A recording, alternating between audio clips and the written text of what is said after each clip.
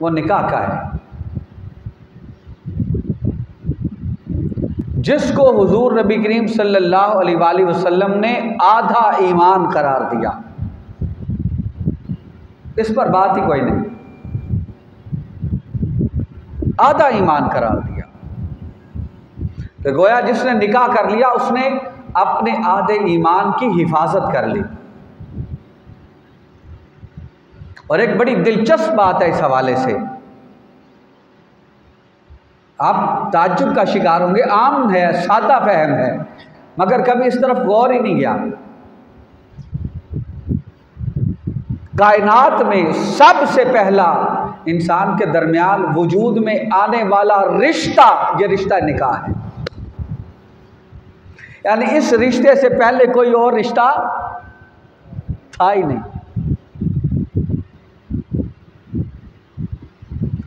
अम्मा हवा और सैयदना आदम अलैहिस्सलाम के दरमियान जो रिश्ता वजूद में आया, वो रिश्ता कौन सा था? निकाह का रिश्ता। और कुरान ने कहा उस्कुन अंता व ज़ौजुकल जन्ना। आदम अलैहिस्सलाम को जो खिताब किया तो फरमाया सुकूनत इख्तियार कीजिए, सुकून हासिल कीजिए। अंता आप व ज़ौजुका, और आपकी ज़ौजा अल जन्ना था, जन्नत में।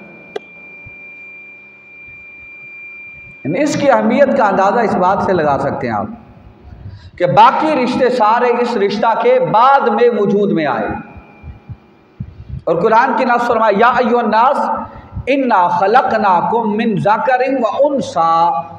ईमान वालो, हमने तुम्हें एक मर्द और एक औरत से पैदा किया। इससे हम निकाह की अहमियत का अंदाज़ा लगा सकते हैं कि निकाह की मुआशरे में अहमियत क्या है और उसकी ज़रूरत क्या है। और आज हम मुआशरती तौर पर कहाँ हैं? जो आयत मुक़द्दसा मैंने आपके सामने तिलावत की उसमें फरमाया फ़न्किहू मा ताबा लकुम मिनन निसा। फरमाया जिससे चाहो उससे निकाह करो। मसना व सुलासा व रुबा, आगे इजाज़त दे दी 2 के साथ, 3 के साथ या 4 के साथ।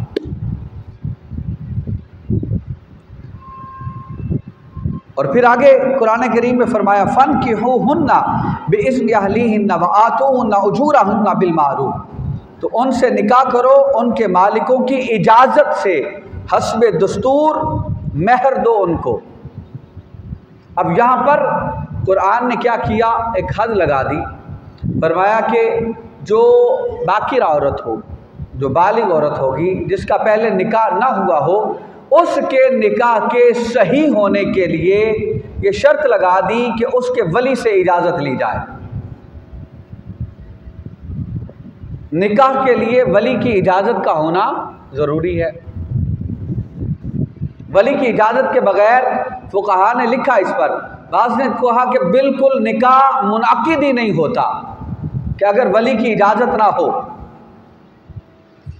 मगर हनाफ के नज़दीक निकाह वाक़या हो जाएगा, मगर इसमें कुबाहतें हैं, मुआशरती कुबाहतें हैं। बुनियादी तौर पर निकाह के लिए निकाह की किस्में हैं। निकाह फ़र्ज़ है, वाजिब बाज़ मुकामात पर। बाज़ लोगों के लिए निकाह वाजिब है, बाज़ लोगों के लिए निकाह हराम है, बाज़ लोगों के लिए निकाह मुस्तहब सुन्नत है, बाज़ लोगों के लिए मुस्तहब है, बाज़ के लिए मुबाह है और बाज़ के लिए मकरूह है निकाह। अब ये सूरतें हैं अलग अलग से। वाजिब किसके लिए है? याद रखें हाज़रीन मोहतरम, दीन इस्लाम ने हर ख्वाहिश को जायज़ तरीके से पूरा करने की इजाज़त दी है। हर ख्वाहिश को जायज़ तरीके से पूरा करने की इजाज़त दी। इंसान की जितनी ख्वाहिशात उसके दिल में पैदा हों, उनको जायज़ तरीके से, हलाल तरीके से पूरा करने की इजाज़त है। अब कुदरती तौर पर, फितरती तौर पर इंसान के अंदर रब्बे कायनात ने शहवत रखी है। अब उस शहवत का अगर गलबा आ जाए और इंसान अपनी शहवत को रोक ना सके, इस सूरत में मेरे आका ने फरमाया निकाह वाजिब है इंसान पर कि उसका निकाह किया जाए। अगर उसका निकाह नहीं होता बच्चा है, उसका निकाह वक्त पर नहीं होता और वो नफसानी ख्वाहिशात की वजह से गुनाह की तरफ चला जाता है, फरमाया इसमें बराबर के वालिदैन शरीक होंगे उसके ज़िना के अंदर। जितना गुनाह उस बच्चे को मिलेगा, उस बेटी को मिलेगा, उतना ही गुनाह उनके वालिदैन को भी साथ मिलेगा।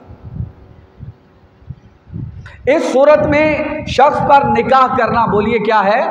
वाजिब है, ताकि वो हराम से बच सके, शहवत गालिब आ जाए किसी इंसान पर, अब उस पर इख्तियार ही नहीं रहा। इसलिए दीन इस्लाम में कहा कि जैसे ही बच्चे बालिग होते चले जाएं, उनके निकाह का सोचना शुरू कर दें। बुलूगत की उम्र तक पहुंचने तक उसका निकाह करना चाहिए। मगर हमारे यहाँ वेट किया जाता है, बहुत सारी ऐसी गैर ज़रूरी अशिया जिनको हमने अपने मुआशरे के अंदर लागू कर दिया, मुंह रखने के लिए, दिखावे के लिए। एक दूसरे की वो नाक कट जाएगी जी, अगर ये ना हुआ तो नाक कट जाएगी। अरे नाक बच जाए, बेशक ईमान का कुछ ना बचे। हम कहां पे खड़े हैं?